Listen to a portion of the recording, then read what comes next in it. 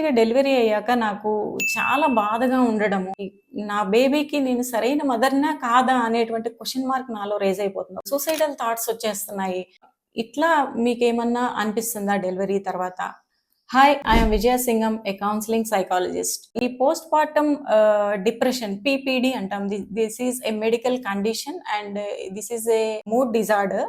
And ఇది long lasting గా ఉంటుంది. సో దీన్ని మనం మెడికల్ కండిషన్ గా తీసుకుంటాం. ఇందులో కూడా లో అండ్ హై ఉంటుంది. సో హై ఉన్నప్పుడు మూడ్ స్వింగ్స్ అనేవి చాలా ఎక్కువగా ఉంటాయి.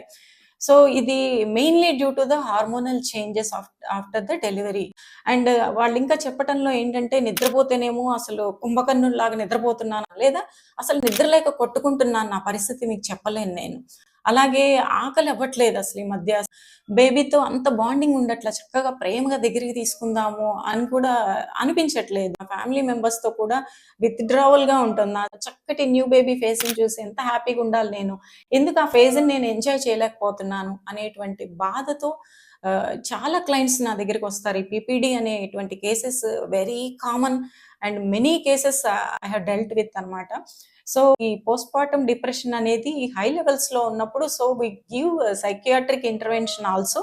సో ప్యారలల్లీ సైకియాట్రిక్ మెడిసిన్ తీసుకుంటూ ఇక్కడ థెరపీ అనేది తీసుకుంటారు. వాళ్ళు దీని నుంచి బయటపడేటువంటి అవకాశం ఉందన్నమాట. Thank you.